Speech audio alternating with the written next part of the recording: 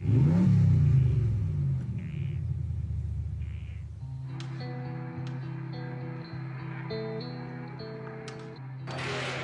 everyone who's helped me out in my racing career. You know, the mayor of my city where I'm from, or whomever. So you can see just how many people it's taken just to get to this level already. So it's nice when you can look in your rearview mirror as you're driving, kind of get a glimpse of who's riding along with you. I'm David Rickert. I'm from Manitoba, Canada. Farm out here in the middle of the country. This is something I've done since I was about 12 years old. I come home from school, jump on here, and then away we'd go. I remember getting notes when I'd show up in school from my dad. I'd give them to the teacher, and the note just said David couldn't do his homework last night because he was driving combine until midnight. I got people from all over the countryside saying, why aren't you farming? Your dad's built a decent enough business. You could live a great life. But I'm of the opinion that if you can get up in the morning and enjoy what you're doing, nothing really matters. And so for me, that's racing. This morning, we're sitting down with David Rickert. It's good to be here, Kyle.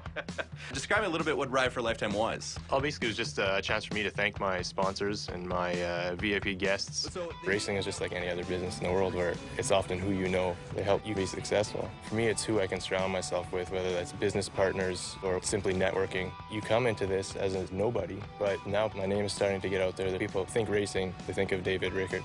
For me, the first thing I realized when I wanted to start racing cars was that I was going to have to take risks in life. Like, I'm the shy, quiet guy. Dude, putting myself out there and doing these kind of things is not me. But if you can get past the initial wall of fear, step outside your comfort zone, it's amazing what you can achieve in this world. Green flag, and we are underway at Miller Motorsports Park with the third race of the 2009 Jetta TDI Cup. There is a significant difference in this weekend being it's double the amount of points. The bigger point spread at the pointy end of the field is going to definitely alter the decisions of some of the guys running up front. A couple of the return drivers from last year and I were a little disappointed with the result from VIR. Some of the new guys came in here and laid the smackdown on us. I've been on the phone a lot with Derek Jones, a little bit with Andy Lee, even talked to Juan Pablo Sierra Lindell. We've kind of made a little pact to show the new guys what experience is about and to be a lot more tactical. Oh, wow. That was a good move. There's a lot of fast corners on here, and I think a lot of guys are going to try some crazy stuff. I hope they don't. I hope I'm surprised it doesn't happen, but my experience is that crazy stuff often happens at places like this. Ooh, that's your guy. 22, diving on the inside. Ooh, he's pushing the guy over. Every single corner from 5, 6, 7, 8, 9, and 10, he would go to the inside and try and dive bomb me. And I'm just like, what are you doing? Novic's going. Novic's going. Novic's going. Oh! Damn it.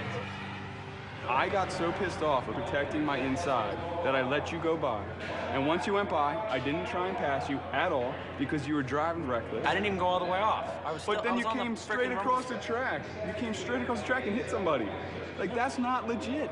That's not legit racing. You get to the guy's bumper, you pass him. You get to the next guy's bumper, you pass him. You get to the next guy's bumper. What racing has he done? That is not racing at all, dude. I did that last year. This dude just won the race. This guy was second. Came out of go-karts. Go look how many points he got last year in the series. Where'd you finish, like 20th? Finished 17th last year in points because I did that. I passed from the bumper and it did not work. All I'm saying is that just because I pull out doesn't mean I'm going to try to pass you. That's all I'm saying. All right, it's all right, buddy. You'll have a good series.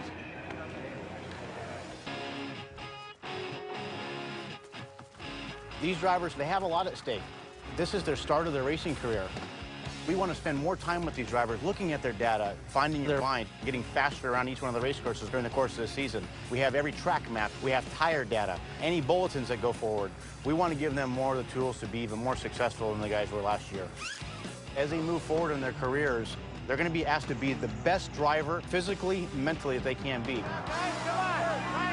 It's not so much about the fitness as about the mental commitment that it takes to be fit.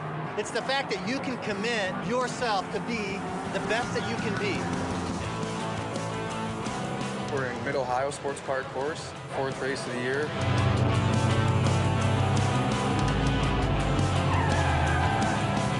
There's not a lot of runoff room in some areas, especially when you're in the tight spots of the track that, you know, if you lose control, you're going in the wall.